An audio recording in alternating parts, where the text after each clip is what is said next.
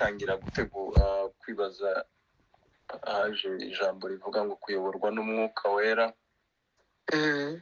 Usanga ari bigari cyane. Reka tuvuge gusa ku mbuto z'umwuka wera.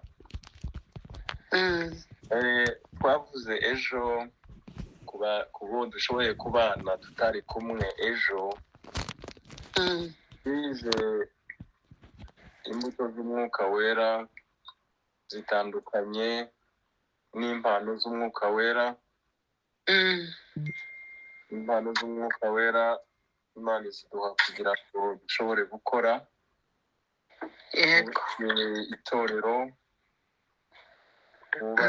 sosiyete turimwo. Muri Bibiliya hari abahanuzi bagiye bahanurira igihugu, bagahanurira akarere. Ubuhanuzi ni imwe mu mpano, si yo yonyine. Izo Imana izitanga ikurikije icyo ishaka ngo zikore. Zo umuntu ashobora kuzihabwa rimwe na rimwe ataranakura cyane mu gakiza. Ariko imbuto z'umwuka wera na Yesu wenyine yavuze ngo muzabamenyera ku mbuto. Abakristo bakuze ubamenyera ku imbuto bera. Twavuze yuko izi mbuto tuzihabwa kubera kubana na Yesu, gusabana na Yesu. Gusabanye na Yesu, abasabanye n'Imana. Umwuka wera niwe wasizwe ngo abane natwe. Kuri ya munsi wa Pentecote Imana imutanze, kandi n'itorero rikavuka kubw'umwuka wera. Uwo mwuka rero aba mu mitima y'abakristo, kandi kubana nawe biduha izi mbuto. Tugenda twakira kamero y'Imana, uko Imana imeze. Hari ibyo natwe tugenda duhabwa uko Yesu ameze. Hari ibyo abakristo bagenda bahabwa n'izo mbuto z'umwuka. Zose 9 ni Imana niyo ya mbere izifite. Haleluya. Amen, amen. Twavuze rero ku mbuto 4 ejo: iy'urukundo, iy'ibyishimo, iy'amahoro, iyo kwihangana. Uyu munsi reka dukomereze ku zindi 5. Tuvugaho bike cyane kubw'umwanya. Twari kuvuga birebire ariko ntabwo byakunda kandi sina ngombwa cyane. Ibyo tubona ko ari ingenzi.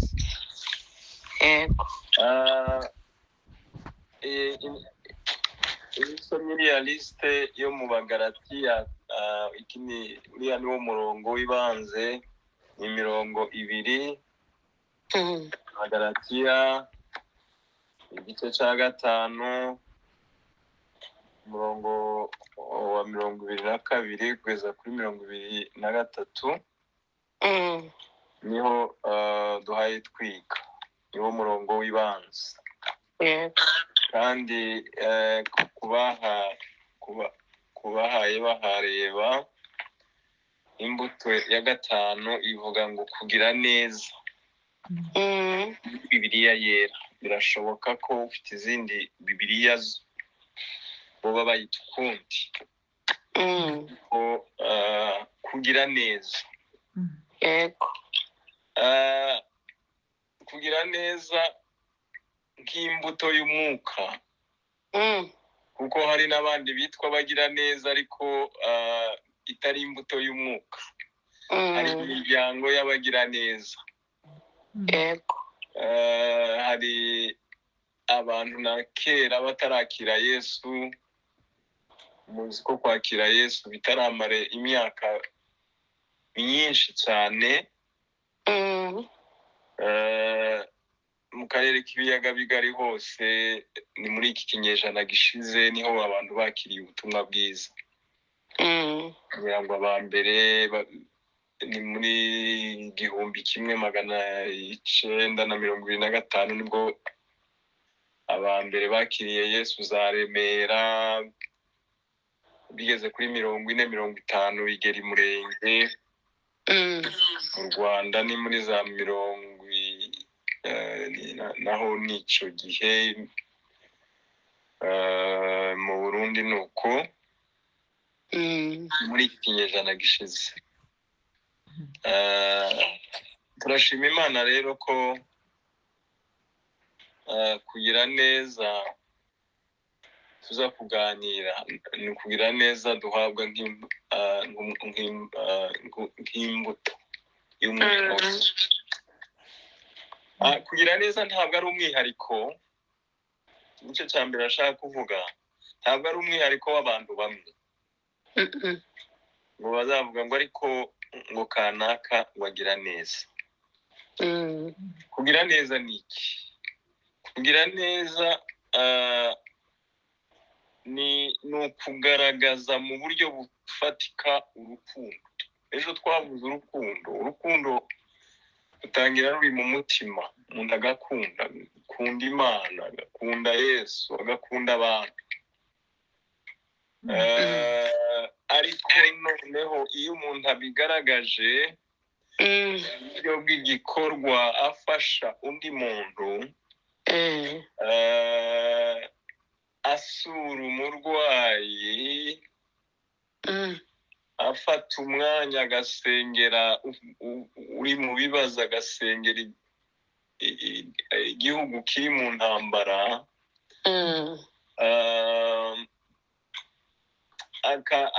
agaha inama umuntu yikeneye, abagize neza. Yego. Ivyo rero ntibikwiye kuba umwihariko w'abantu bamwe. Ngo tuzajya tuvuga ngo ariko kanaka we bakunda gusura abarwayi, ukanaka we bakunda gufasha imfubyi. Udafite ubushobozi byenda ntaba afite nyine icyo yafashisha. Ariko niba ufite ubushobozi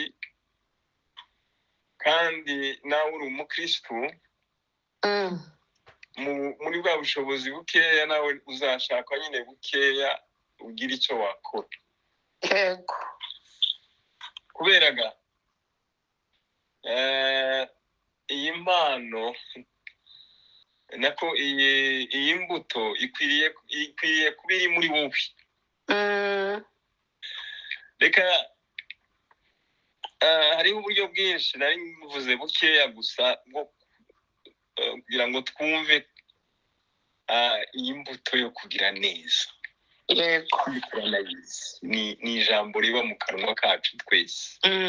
Ndashaka ngo dusome umurongo wo mu Batesalonike ba kabiri, ni umurongo wa kabiri nyine, nako igice cya kabiri ku murongo wa 7.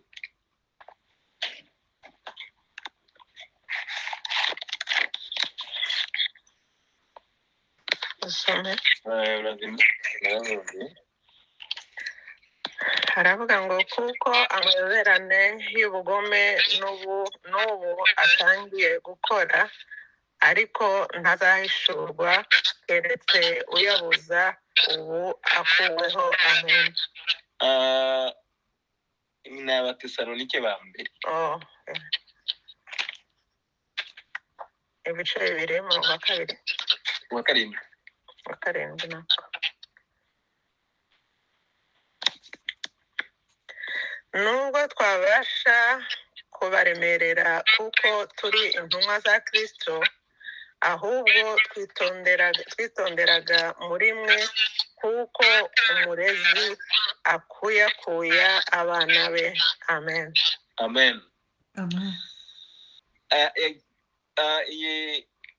aka gace ka kabiri k'uyu murongo niko nshaka ngo tube kudutindaho. Ngahubwo twitonderaga muri mwe, uyu ni Petero yandikira ni Paulo yandikira Abatesalonike urwandiko rwe rwa mbere. Ngahubwo twitonderaga muri mwe uko umurezi akuyakuye abana be. Yego. Iyi ni imirimo Paulo yari yarakoze yigisha itorero ry'Itesalonike. Yari ameze nk'umurezi wenyine, yandika ngo yabikoraga nk'umurezi ukuyakuye abana be. Yego. Uru rubuga ruriho ababyeyi benshi, ngira ngo ni twese abantu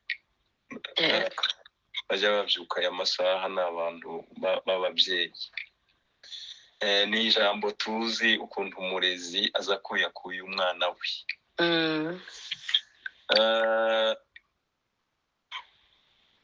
Aha Paulo atanga urugero rwo kugira neza. Yego. Ibi niko ubwitonzi muri iki gihe. Umuntu guca bugufa akita ku bantu batoya bababaye bakennye, akabaganiriza, akabasura, akumva ibibazo byabo. Ni nk'aho isi ya none ibingibi bitakigezweho. Yego. Kandi mu by'ukuri aribyo twebwe bikwiye kuturanga abakristo. Ahubwo abantu bashaka kumva ko gukomera uri kumwe n'abandi bakomeye, gushaka kwicarana nabo, kuganira nabo, kumva wowe udakwiye kujya mu bantu bato. Ni nk'aho isi ya none ariho ihaye tuganisha. Kugira ngo bigeze n'aho ushobora gusanga mu matorero umuntu mukuru hari ashobora kuba hari mu by'ukuri atacegerana n'abakristo. Hariya akinjira umwanya w'imirimo agiye gukora, iyi mirimo yarangira akigendera, kandi bigakomeza ari uko, ugasanga nta mwanya akigira wo gusabana n'abakristo, gusabana n'abantu bato. Mu by'ukuri Imana ifasha abantu kugira ngo iyi mbuto y'umwuka yo kugira neza yo kumanuka, tukamera kuko Paulo abivuga, nk'umurezi ukuyakuye abana be. Amen. Haleluya. Amen. Amen. Kugira neza ni kimwe mu biranga Imana. Usomye muri Yesaya wabisangamwo, no mu Baroma Yesaya 63 ku murongo wa 7. Umuhanuzi aravuga ngo Uwiteka yagiriye neza Abisirayeli. Yego. Ukabisanga mu Baroma naho Paulo abigarukaho avuga kugira neza kw'Imana. Yego. Paulo yavuze ko kugira neza ari kimwe mu byo yirata. Aho kugira ngo tubone ko ari ibintu bikwiriye guharirwa abantu bamwe, dukwiriye ahubwo umukristo wese akwiriye kwiratana kugira neza. Yego. Yego. Ukajya wibaza nyuma y'umwaka ngo ese ninde nagiriye neza, nyuma y'ukwezi ninde nagiriye neza, iki cyumweru ninde nabwije, cyangwa se nasuye, niba bishoboka. Imana rero idufashe cyane. Amen. Amen. twari kuvuga byinshi ariko ibi birahagije kuri iyi mbuto kugira neza. Indi mbuto ni ingeso nziza. Yego. Aha ngaha noneho tuvuye ku bintu bigaragara cyane, tugiye noneho no ku miterere rimwe na rimwe tugaragaza mu bikorwa kugira ingeso nziza. Yego. Ni ijambo tuzi cyane. Dukunze kuvuga ngo abana bo kwa kanaka bagira ingeso nziza. Yego. Uriya muntu ni umunyangeso nziza rwose.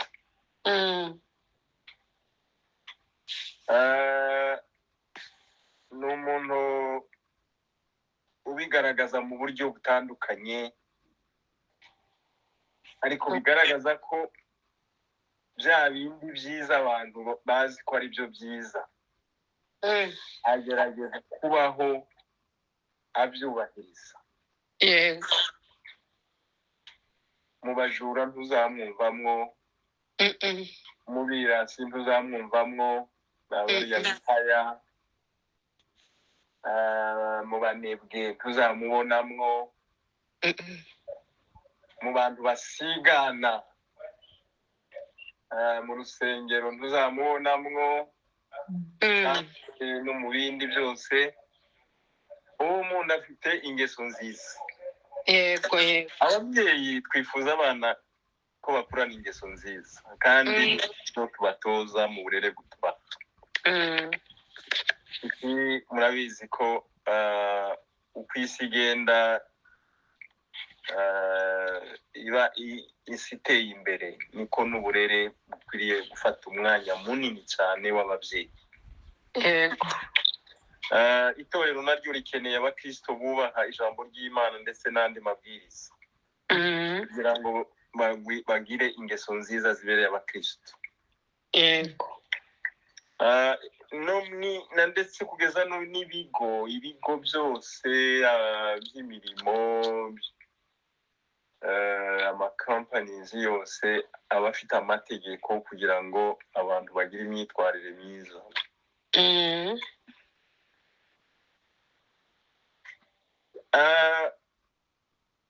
Abenshi bagerageza kuba beza, abantu bagerageza kuba inyangamugayo kandi bagakora ibitunganye. Ariko Yesu twarabibonye ejo avuga ko uburyo bwo kubaho ubuzima bwiza imbere y'Imana ni ukuguma muri we. Yego. Mwibuke rya jambo twasomye muri Yohana igice cya 15. Reka wongere uhadusomere Yohana 15 ku murongo wa 5 kugeza ku wa 8. Yego. Yohana 15 umurongo wa 1 kugeza ku wa 8. Umurongo wa 5 kugeza ku wa 8. Yego. Aravuga ngo njye muzabibu namwe muri amashami, uguma muri njye nanjye nkaguma muri we, uwo ni we wera imbuto nyinshi, kandi ari ntacyo mubasha gukora mutamfite. Umuntu utaguma muri njye ajugunywa hanze nk'ishami ryumye, maze bakayateranya bakayajugunya mu muriro agashya. Nimuguma muri njye amagambo yanjye akaguma muri mwe, musabe icyo mushaka cyose muzagihabwa. Amen. Amen. Amen. Nubwo buriya burere bwo duha abana ni tugerageza kubabwira iki n'iki, ariko mu miryango yacu y'abakristo tukanabasengera kugira ngo Imana igende ibihishurira nayo uko tubaganiriza ijambo ry'Imana, kuko tuzi neza ko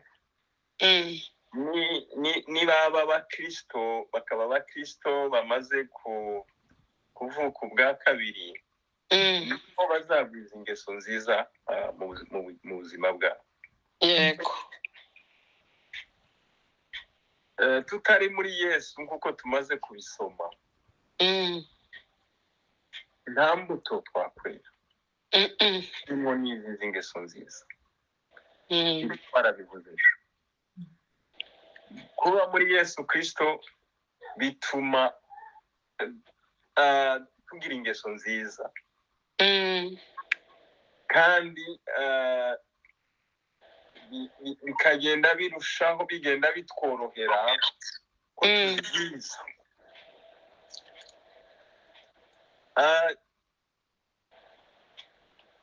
Yesu yabwiye abigishwa be ngo gukiranuka kwabo ndikumere gukwiriye kuruta uko abafarisayo n'abanditsi. Muri Matayo 5:20. Yego.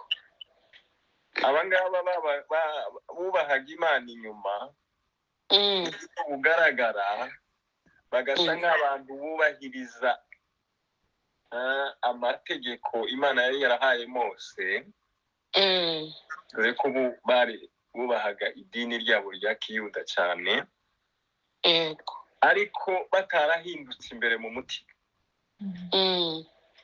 Imana rero irasaba ngo duhinduke. Niyo mpamvu ngo gukiranuka kwanyu kwiriye kuruta uko abafarisayo n'abanditsi. Yego. Kuko hari icyo dufite kiruti cyane, nuko twebwe turi muri Yesu Kristo. Bo ntibari muri Yesu Kristo, ahubwo nibo bamurwanyije, nabo bamugambanye. Yego. Haleluya. Amen, amen. Kubaha Imana kube ukwimbere, kutari ukwinyuma gusa. Hari abantu baza biyoberanya cyane, agaragara ko ari umuntu mwiza, ari umukristo mwiza, nyamara ukumva abantu bamuba hafi ibyo bamuvugaho, ukibaza uti se koko ingeso mbi bamuvugaho uriya muntu ni umukristo? Ariko bishobora kuba atari no kuzimuvugaho nawe ukabibona. Yego. Imana idufashe kugira ngo ingeso nziza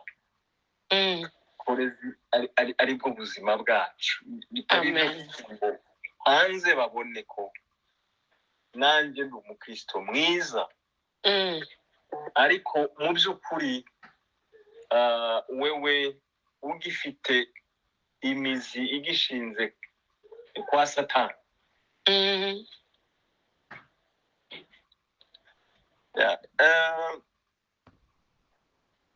Ikindi navuga hano ni uko Imana ishaka ko ingeso zacu nziza zibe iza buri gihe. Yego. Ntabwo ari iz'igihe runaka. Hari amadini nza numva ngo hariho igihe cyo kuba batarya, bari mu bisibo, birinda ibyaha, bagira gute. Ariko iyo icyo kirangiye ukumva ni nk'aho bemerewe bya bindi byose Bibiliya yita ko ari ibyaha. Imana ishaka ngo turangwe n'ingeso nziza ubuzima bwacu bwose. Ari wo umugambi, ari y'amasengesho yacu ngo Mana turashaka kugira ingeso nziza, kuko tuzi kuko ari nazo zizakurura abatarihana. Yego. Imana ntinezezwa nuko dukiranuka igihe kimwe na kimwe. Aka ko dukiranuka igihe cyose. Idutegeka kwirukana ibitekerezo, imikorere mibi, ibyo dutunze bitavuye mu mucyo, bitavuye mu mukuri, idusaba kwiyambura ibyo byose bibangamira kwiyunga n'Imana kwacu. Haleluya. Amen, amen. Reka mbisubiremo. Imana ishaka ko dukiranuka igihe cyose. Niba idushoboza. Yego. Ntawabishobora. Kandi dutegeka kwirukana ibitekerezo bibi. Kuko ni ingeso mbi zikomoka. Yego. Idutegeka kwirukana imikorere mibi.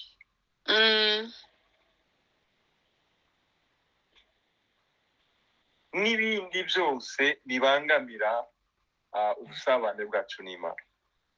Yego, yego. Imana idufashe cyane. Indi mbuto tuzaho ni ariyo mbuto ya 7 muri ruriya rutonde rw'imbuto z'umwuka wera, niyo gukiranuka. Yego.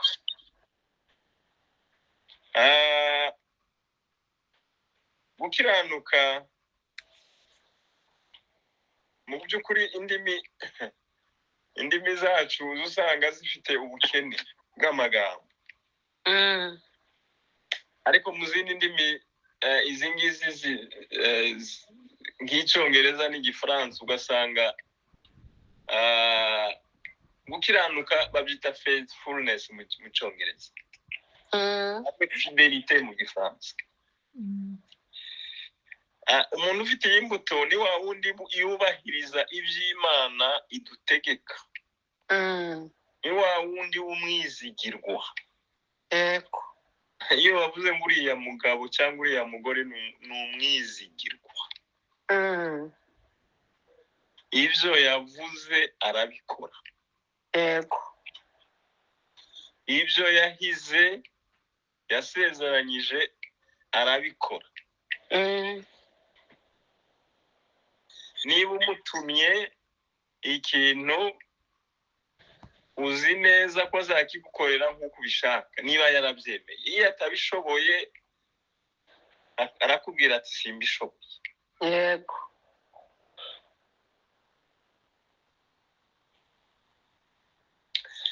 Urugero rw'umukristo ukiranuka Yesu abigaragaza muri uyu murongo nawo tuza gusoma. Muri Matayo 5 umurongo wa 13. Ni umurongo tuzi cyane uvuga ku munyu ushobora gukayuka ugata agaciro ka. Aravuga ngo muri umunyu w'isi, mbese umunyu nukayuka uzaryoshwa n'iki? Ntacyo uba ukimaze nkeretse kujugunywa hanze abantu bakawukandagira. Amen. Amen, amen. Amen.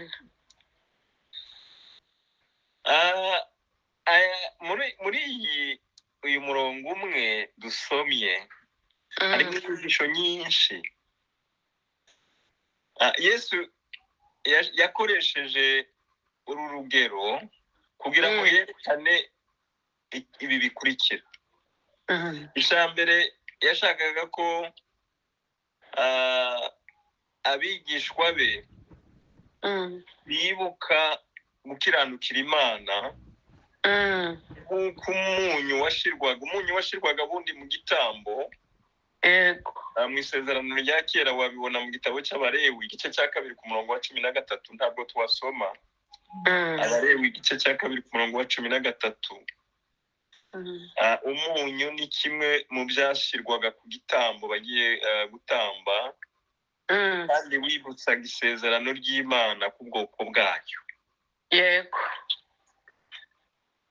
Rero nk'uko umunyu washyirwaga kuri iki gitambo, noneho natwe dukwiriye kumenya ko turi umunyu w'isi. Kwari ukugira ngo kiriya gitambo umunyu utuma ibyo twatetse bihumura neza. Ibyo niba ugiye guteka inyama cyangwa ikindi kintu, hari ukuntu impumuro ziba zifite zitarashyirwamo umunyu, ntabwo ariyo zigumana zishyizwemo umunyu niho ziryoha. yego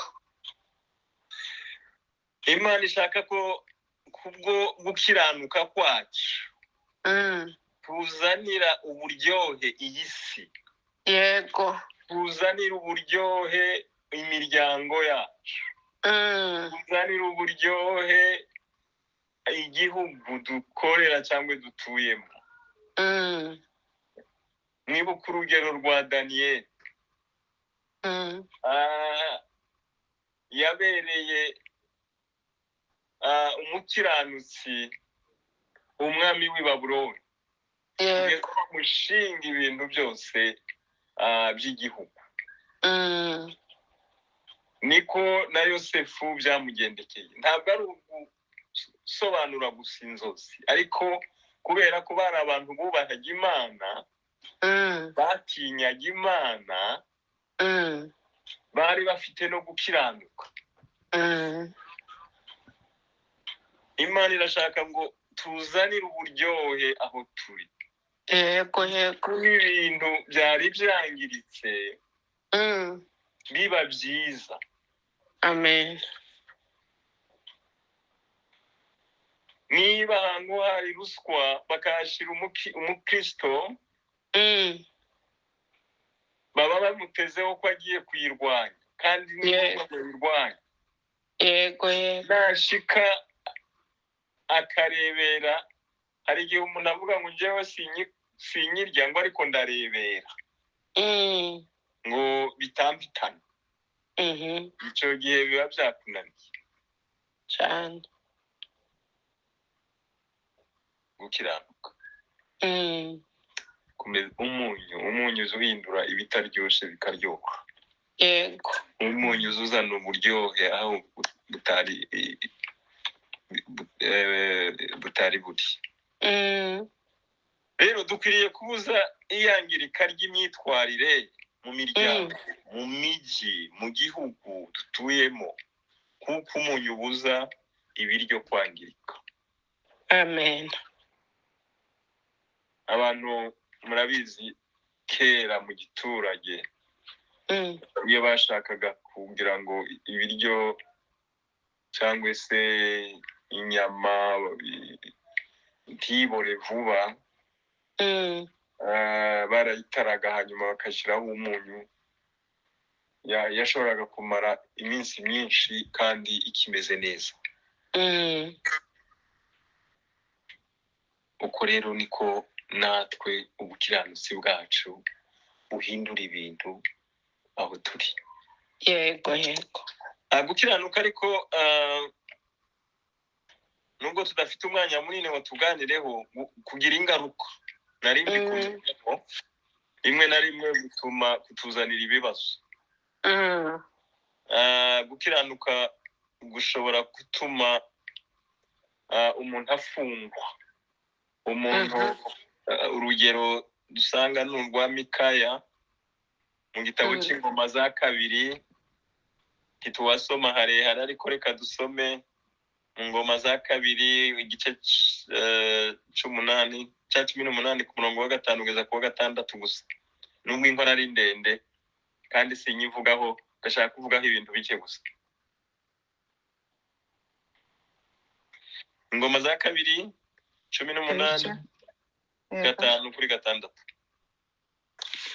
yego aravuga ngo nuko umwami w'Abisirayeli ateranya abahanuzi abagabo 400, arababaza ati dutabare Iramoti y'i Galeyadi cyangwa se ndorere?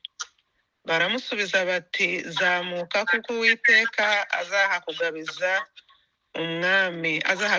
umwami. Ariko Yehoshafati aramubaza ati mbese nta wundi muhanuzi w'Uwiteka uri hano ngo tumuhanuze? amen Amen, amen. amen.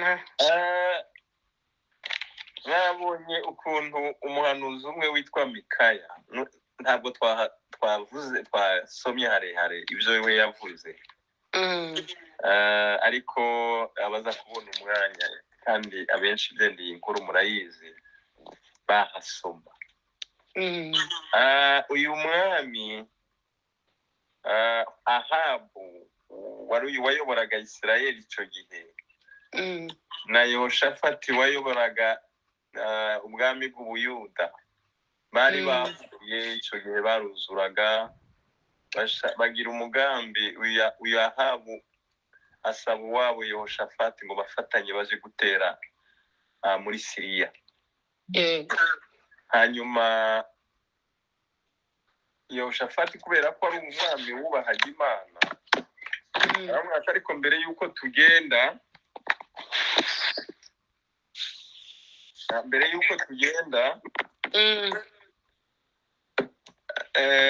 ese nta mukozi w'Imana twabanza kugisha inama? Abahanuzi nibo bahanuriraga abantu mbere yo kujya mu ntambara. Hanyuma umwami Ahabu ati mfite umwe uzumpanurira bibi. Ibyo yitaga bibi nuko yamuhanuriraga ibitajyanye n'ibyo yifuza. Abantu muri iki gihe bakeneye ubuhanuzi bujyana n'ibyo bifuza, kandi abantu benshi barabushakisha cyane bukanabahenda, bakanabutangira n'amafaranga, ariko rimwe na rimwe bukaza butari nabwo. Mikaya rero, abahanuzi bavuga icyo umwami ashaka 400 baraje baravuga bati genda mu ntambara uzatsinda. Hanyuma Yehoshafati we kuko yubahaga Imana ababwira Ahabu ati oya, nta wundi. Nibwo rero bazanaga uyu umwami Ahabu watashakaga, ariko aramutumiza araza. Uwagiye kumutumira bamubwira ati abandi 400 bamaze kuvuga, nawe ari byuko. Ariko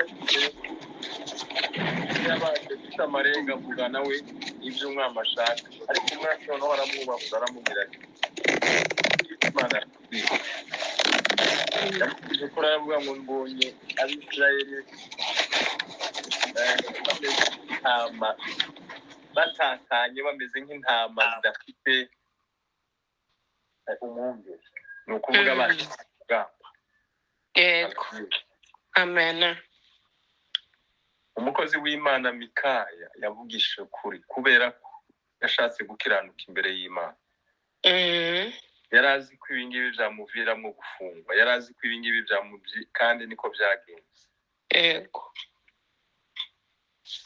Icyo rero nari ngambiriye ntabwo ari ukwigisha kuri ubu buhanuzi bwa Mikaya, barukana ko gukiranukira Imana ntabwo igihe cyose bizaba ibintu bitagira ikiguzi. Bigira ikiguzi, kandi rimwe na rimwe gisharira ku bakiranutsi. Ariko Imana izaje idufasha kugira ngo dukiranuke no mu gihe tubona bishobora kutugiraho ingaruka zitari nziza. Erega mumenye yuko aba bose, kandi murabizi, aba bose twitwa intwari zo kunesha barakiranutse kugera ku munota wa nyuma. Amen. Bamwe baricwa, kandi abenshi, intumwa hafi zose, abandi bagirwa nabi mu buryo bukomeye, ariko bakiranukira Imana. Kubera iki? Kubera ko bari bareze imbuto yo gukiranuka. Amen. Ariko ntabwo gukiranukira Imana kugira ibibazo gusa. Gukiranukira Imana nako kugira n'ibyiza. Kiri hano ku isi.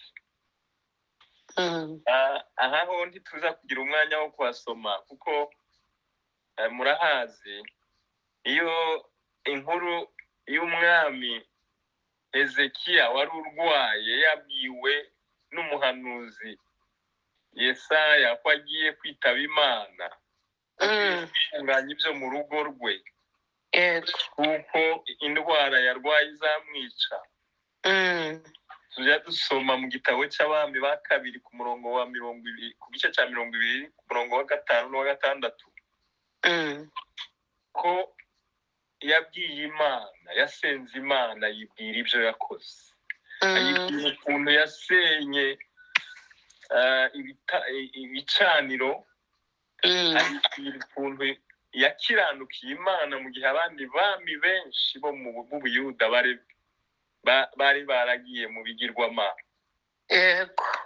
Imana yumvishe uko gusenga. Yesaya ataragera kure,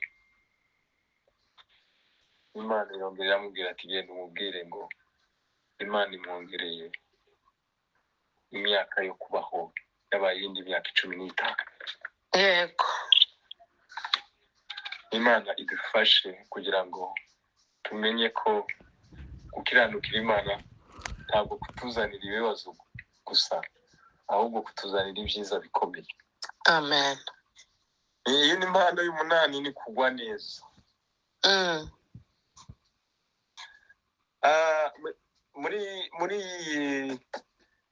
muri Bibiliya yera babyita kugwa neza, ariko cyane cyane kugira ngo tubyumve, kugwa neza bavuga hano no kwicisha bugufi. Yego. Mu Gifaransa bavuga la douceur, kwicisha bugufi. Abarangwa n'ubugwaneza, ahangaha mu by'ukuri kwicisha bugufi ni ijambo twumva cyane. Yego. Ni abantu bakwiriye kumva ko iby'Imana yabagize byo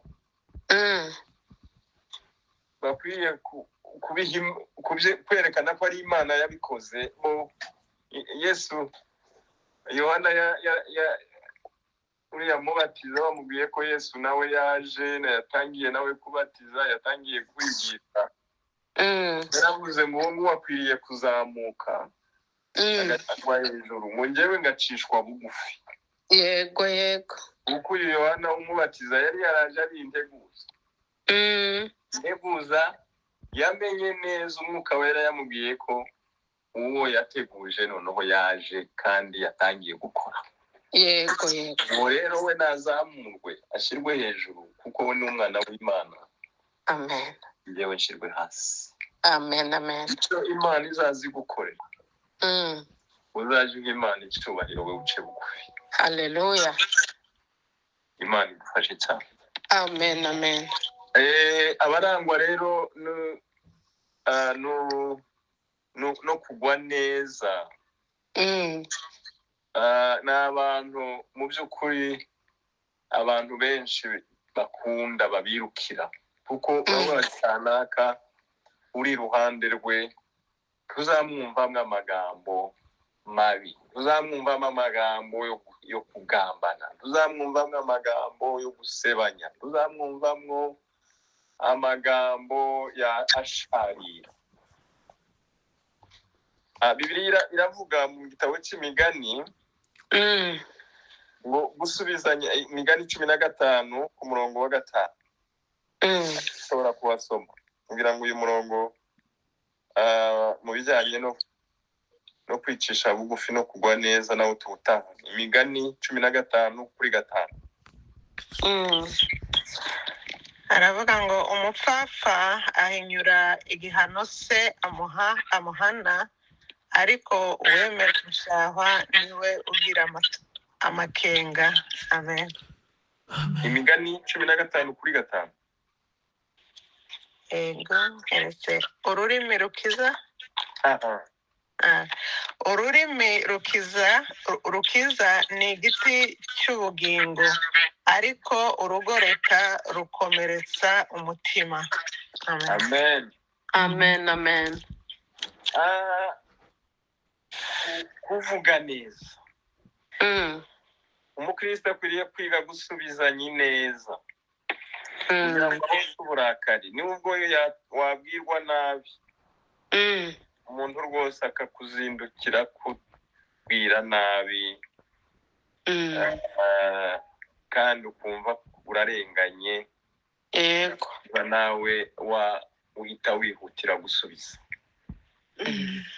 kuko niwasubizanye neza bizahosha uburakari bw'urya wakurakariye. Yego. ngo ariko ijambo ribabaza ribyutsa umujinya. Abicisha bugufi rero ntabwo bigera n'ururimi rwabo bitondera ibyo bavuga. Yego yego.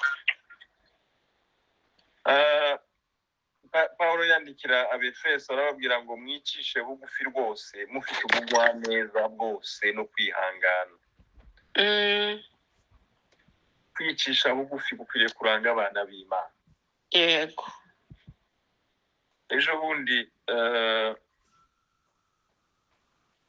hariho umuperezida hano wayoboraga Amerika witwa Jimmy Carter witabye Imana. Bavuze ukuntu sinzi amakuru nabwiwe sinayasomye ngo yari umukristo w'itorero ry'Ababatiste. Iyo ngo amaze no kuba perezida yakomeje aja guterana kandi ibyubahiro akabisiga hariya hanze akinjira mu rusengero. Yayoboye imyaka 4 ngira ngo yakirangiye yakomeje akora ibikorwa by'urukundo. Yego cyane ku buryo byaravuzwe byo warabyumvise kuri televiziyo.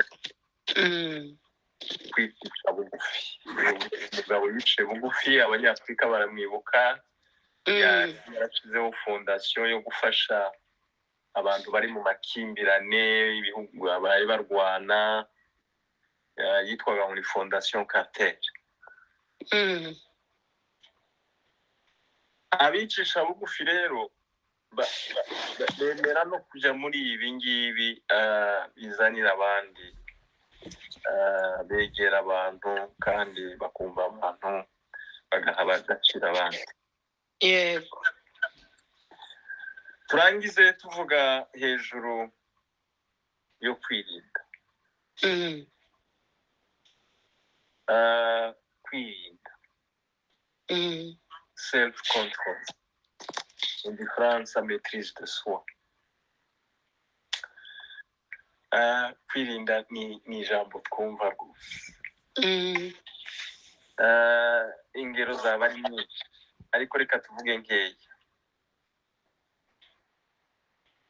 Umuntu wirinda gucumura, kwirinda bavuga no kwirinda gucumura hano.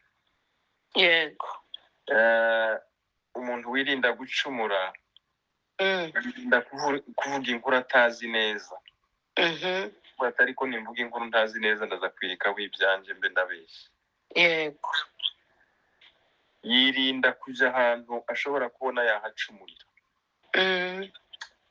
Ariko abakristo dukunze kuvuga ngo ntitujya mu bunywero bw'inzoga, hari ababyina, ntitunemerera abana bacu inama nuko batajyayo kuko tuba tuzi ko ari ahantu bashobora gucumurira. Kwirinda inshuti mbi za zindi za ibyo zivuga n'ibyo zikora ni bibi, nawe bagize inshuti uzaba nkabo. Yego. Ubwo bwose ni uburyo bwo kwirinda. Imana irashaka ngo abakristo kuko iyi Imana nubwo twakijijwe ariko yatemanye ubwenge bwo guhitamo ibyo dukora n'ibyo tudakora. Imana rero itwigisha ko kwirinda ari ikintu kiranga umukristo. Yego. Kwirinda no kwifata ntiwerekana amarangamutima yawe. Rimwe na rimwe hari igihe twemererwa kwiyerekana ariko hari igihe bitabe ngombwa kugira ngo wirinde. Yego. Urugero ushobora ushobora guseka uri kumwe n'umuntu akagira ngo none niwe usetse akababara. Kuko byenda ibyo uhaye useka we biramubaza. Irinda ayo marangamutima uyigumizemwo. Hariho ibyifuzo uba ufite n'ibindi biba bishaka kuvamo, kuvuga, ugashaka kubivuga, ugashaka kubigaragaza, ariko ukwiye kureba utese mbigaragaza ubu ngubu ntawe byabangamira, ntacyo byakwica. Ubwo bwose ni uburyo bwo kwirinda.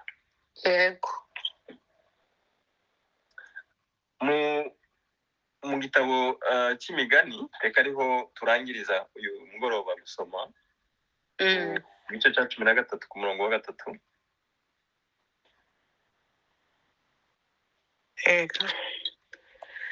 Aravuga ngo ufashe ururimi rwe aba arinze ubugingo bwe, ariko ubumbura akanwa ke azarimbuka.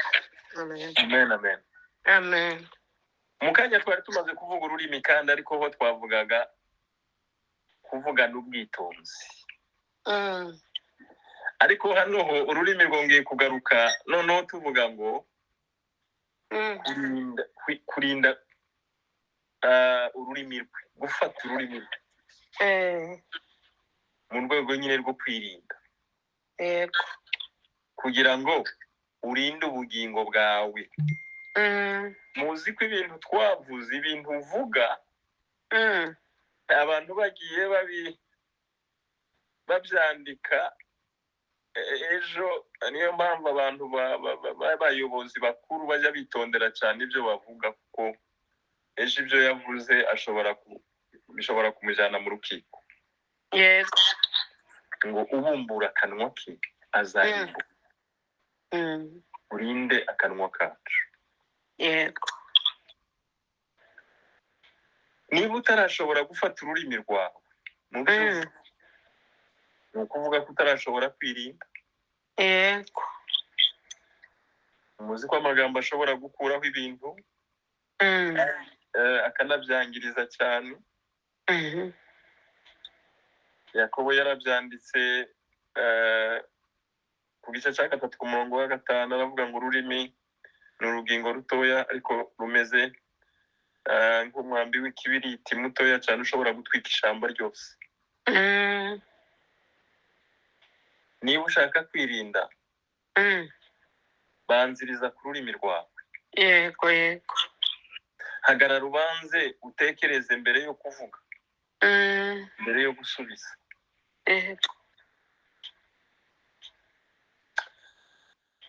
Turangize tuvuga ngo kwirinda ni ngombwa mu gukura kwa gikristo. Erega abakristo muri iyi si genda turabashize. Hari ibyo tutemerewe, hari ibyo tubona abisi rwose bo babikora nk'abanywa amazi. Ariko twe twavuga tuti twese ibyacu biriya tujya tubikora. Imana rero ifashe kugira ngo iyi mbuto yo kwirinda izaturanga ubuzima bwacu bwose. Reka ndangiriza aha mvuga ngo izi nyigisho zabaye ndende, ariko mu by'ukuri ikigamijwe ni kimwe. Ikigamijwe ni ugukura. Ikigamijwe ni ukugira kamero y'Imana. Kuko ibi ni ibiranga Imana, ni ibiranga Yesu umwana wayo. Niyo mpamvu zitwa imbuto z'umwuka wera. Imana iduhe kugira imbuto z'umwuka wera. Ntacyo byaba bimaze umuntu nubwo yamara imyaka myinshi mu rusengero,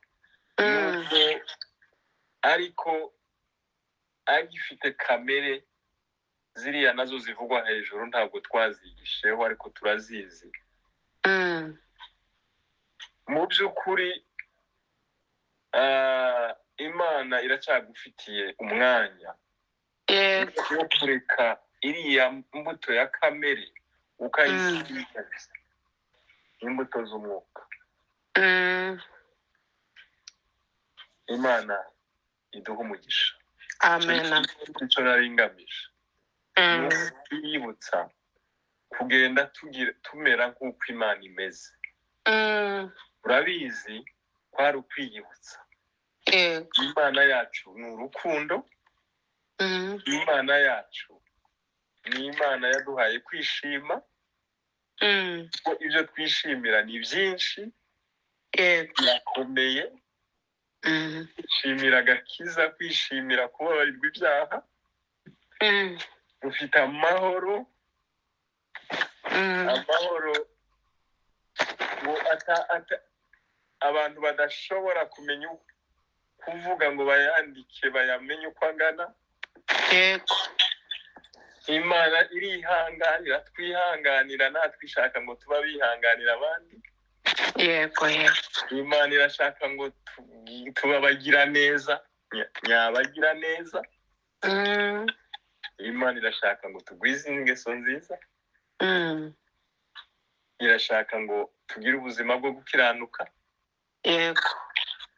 Irashaka kandi ngo tuba abantu bicisha bugufi, kugwa neza no kwirinda. Imana ibahuguke. Murakoze. Mwami wacu Yesu Kristo wapfuye kandi akazuka,